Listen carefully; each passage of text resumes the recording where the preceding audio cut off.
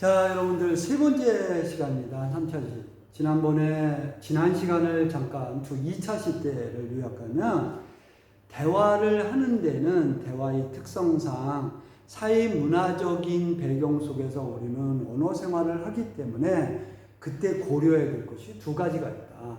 하나는 지역 간에 쓰는 언어인 방언의 사용을 고려하자. 그 다음 두 번째, 성별, 세대 간 차이에 의한 언어 사용에 대해서 고려하자. 이렇게 배웠습니다. 이번 세 번째 시간에 배워야 될 학습 목표는 뭐냐? 여기 나옵니다. 대화의 기본 원리에 대해서 배웁니다. 대화의 기본 원리는 여기에 나와 있듯이 두 가지가 있어요. 하나는 협력의 원리와 두 번째, 공손의 원리라는 것이 있습니다. 그럼 협력의 원리라는 것이 뭐냐? 먼저 정의를 하고 있죠. 협력의 원리란 대화의 방향이나 목적에 맞게 대화하는 것을 우리는 뭐라고 한다? 협력의 원리다. 그러니까 쉽게 말하면 목적에 맞게, 즉 대화의 방향과 목적에 맞게 대화를 하자, 그 얘기예요.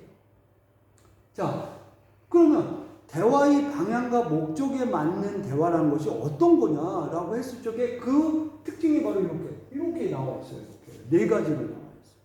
첫 번째 뭐냐? 진실한 정보만 제공하자. 즉 거짓말을 이야기했다라고 해봅시다. 즉 선생님하고 학생과 여러분들 상담을 이루어지거나 또는 어떤 사안이 발생했을 때 선생님이 질문해요. 예를 들어서 여러분들이 자습을 빠졌다라고 해봅시다. 그러면 당연히 자습이 빠졌으면 선생님이 물어보겠죠. 너 왜 자습을 안 했니? 라고 했을 때 그러면 당연히 그게 대화가 이루어지려면 어떻게 해요? 여러분들이 자습에 빠진 정당한 그 진실만을 이야기해 서로가 대화가 되겠지. 다름이 아니라 어제 자습을 하는데 갑자기 아팠습니다.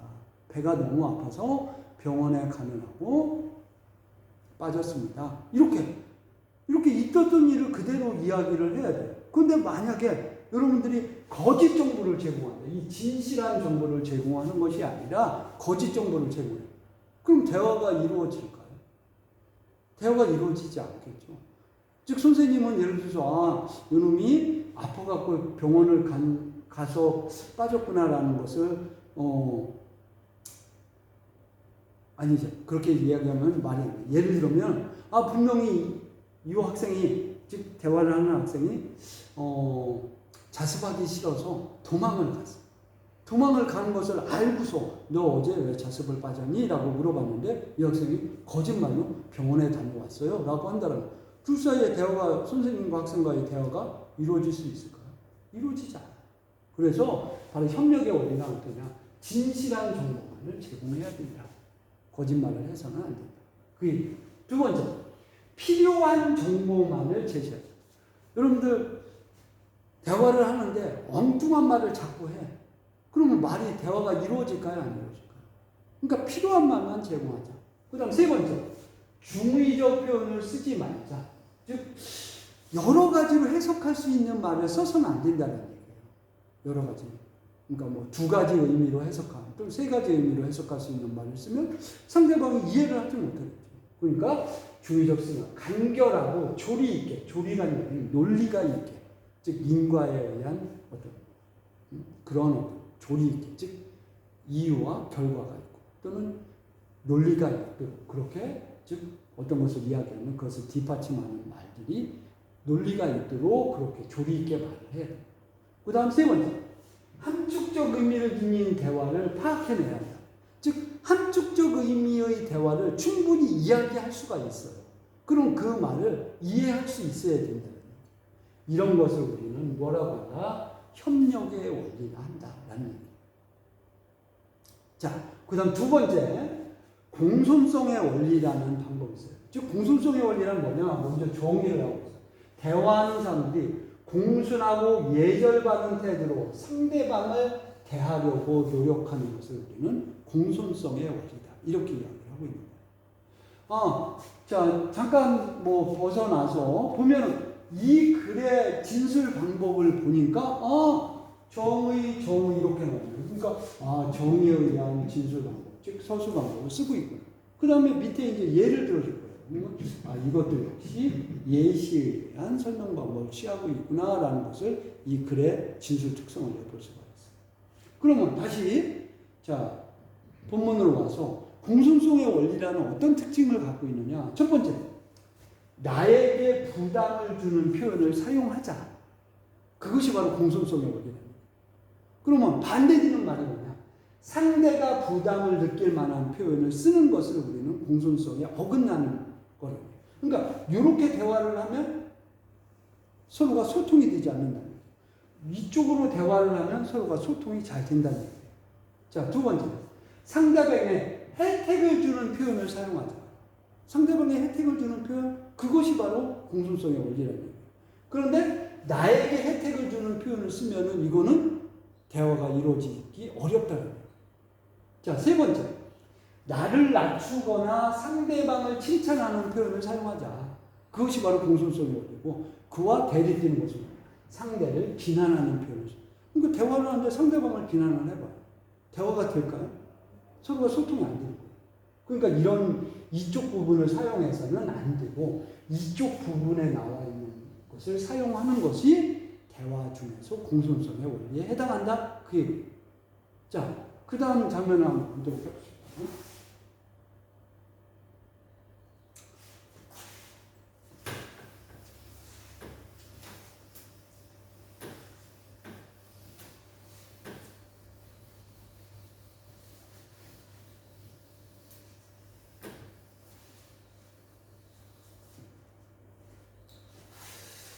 자, 공손성의 원리 중에 마지막으로 여기 있는 내용이죠. 상대와 내 의견 중에 같은 점을 들어서 이야기할 적에 소통이 잘 된다는 얘기예요. 그런데 상대와 내 의견 중에 다른 점을 이야기하면 대화가 될까요? 안 되죠. 이쪽에 해당하는 것을 우리는 뭐라고 한다? 공손성의 원리라 한다. 자, 그러면 정리를 하면 대화의 원리는 두 가지가 있다고 했어요. 하나는 무슨 원리? 협력의 원리. 협력의 원리라고 하는 것은 뭐냐면 목적에 맞는 말을 쓰자. 쉽게 말하면 주제에서 벗어난 말을 해서는 안 된다. 그 얘기예요. 어떤 대화의 주제가 있겠죠. 그럼 그 주제에서 벗어난 말을 하면 안 된다. 그 다음에 진실하게 말하자. 거짓말을 해서는 안 된다. 그게 바로 협력의 원리예요. 간단히 말해요. 공손성의 원리는 뭐냐? 아까 4개의 항목을 여러분들한테 들어줬어요. 나에게 부담이 드는 하는 말. 그 다음에 남을 칭찬하는 말.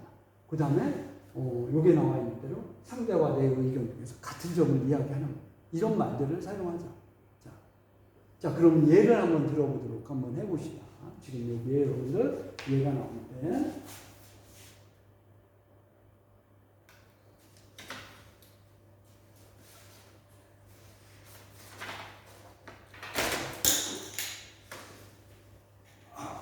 잠깐만요.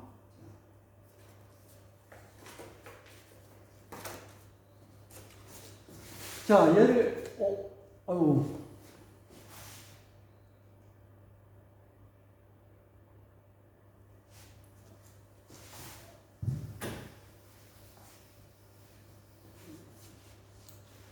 자, 여기 보니까 다인이와 서준이가 지금 대화를 하는 거예요.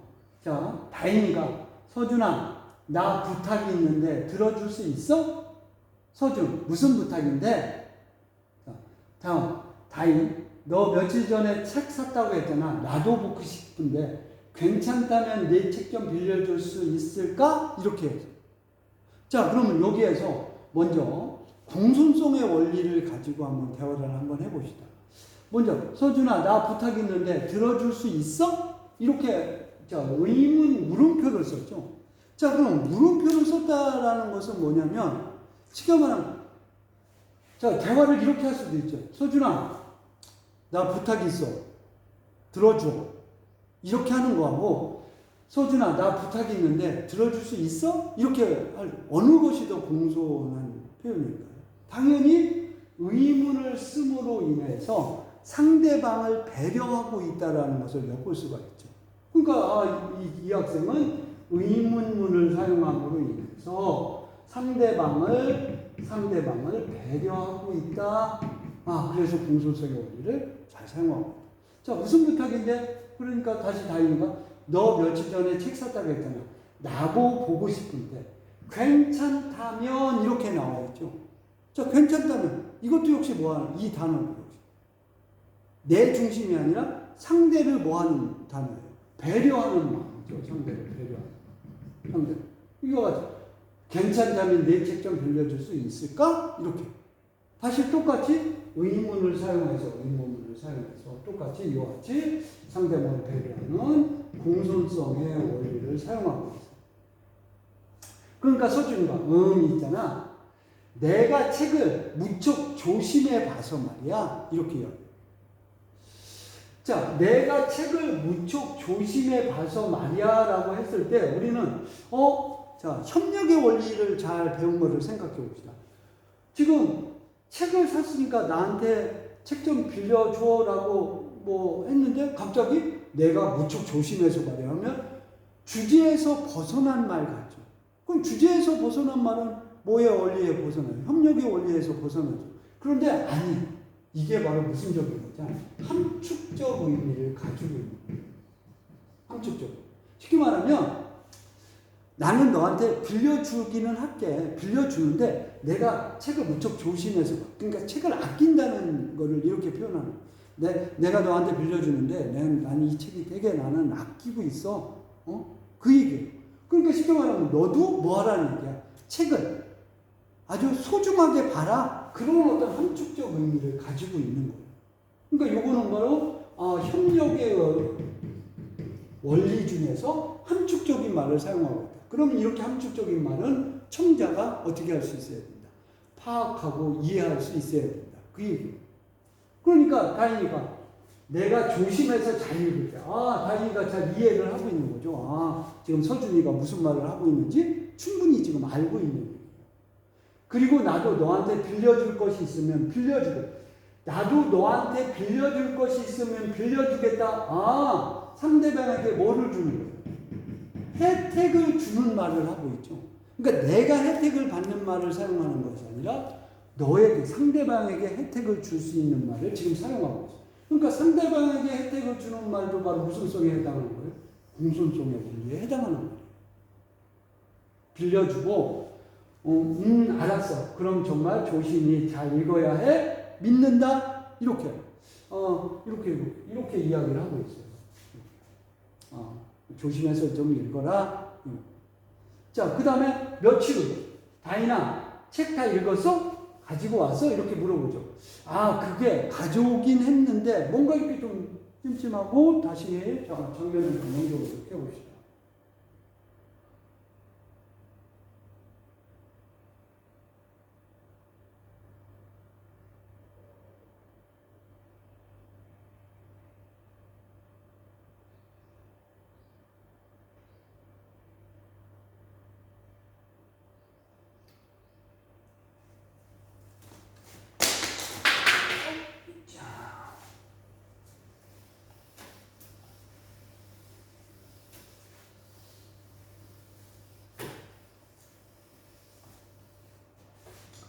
서준아, 내가 책을 읽다가 책상 위에 잠깐 올려두었는데 막내 지웅이가 그만 5살짜리가 뭘 알겠어? 안 그래? 그러니까 5살짜리인 누가, 즉 막내 지웅이가 책을 어떻게 했다는 거야?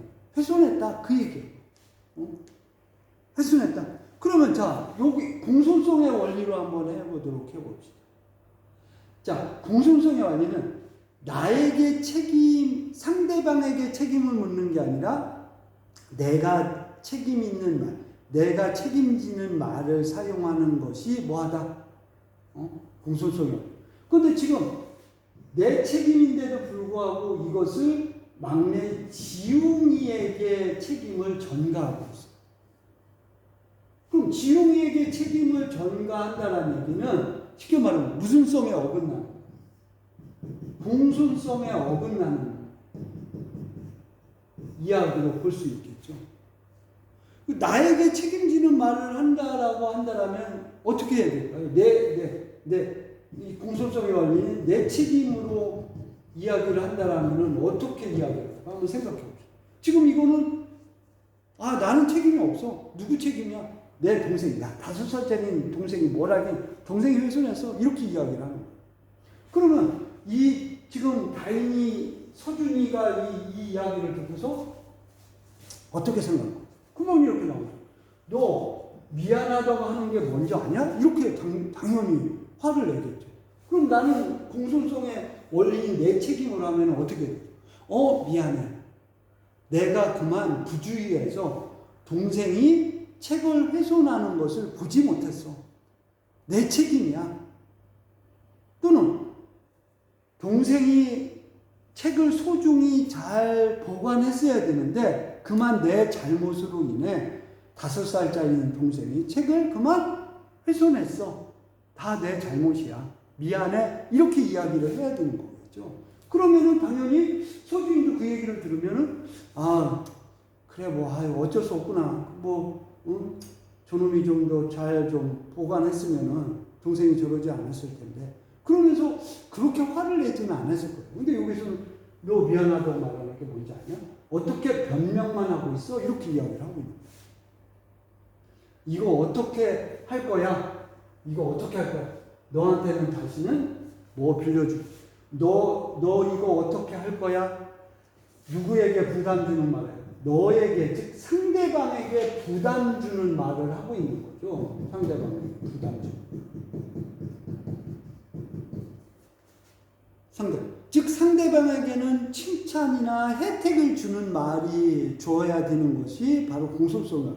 근데 여기서는 너 어떻게 할 거야? 다시는 안 빌려준다. 이렇게 이야기를 하고 쉽게 말하면 상대방에게 부담 주는 말을 하고 있는 거예요.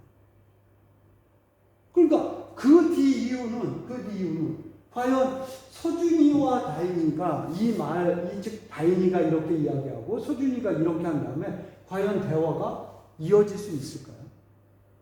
그럼 서로가 마음만 상해서 그냥 아마 헤어졌을 거예요. 그래서 이 부분에서는 지금 다인이가 한 말도 공손성에서 벗어납니다. 어떤 요소에서 벗어나냐? 즉 쉽게 말하면 나에게 책임이 있는 말, 나에게 부담이 되는 말을 하지 않고 내가 책임이 있는데도 불구하고 변명으로, 즉 그 책임을 동생인 지웅이에게 넘기는 잘못을 하고 있고, 그 다음 서준이는 당연히 화가 나서 이런 말을 했겠지만 당연히 나에게 부담되는 말, 내가 책임지는 말을 해야 되고 상대방을 칭찬하는 말을 해야 되는데도 불구하고 여기에서는 너 이거 어떻게 할 거야? 라고 해서 상대방에게 부담되고 책임을 주는 말을 함으로 인해서 더 이상 대화의 소통이 되지 않게 만들었어요. 자, 요거를 보고 다시 한번 위에 나와 있는 공손성의 원리를 한번 다시 한번 보도록 합니다.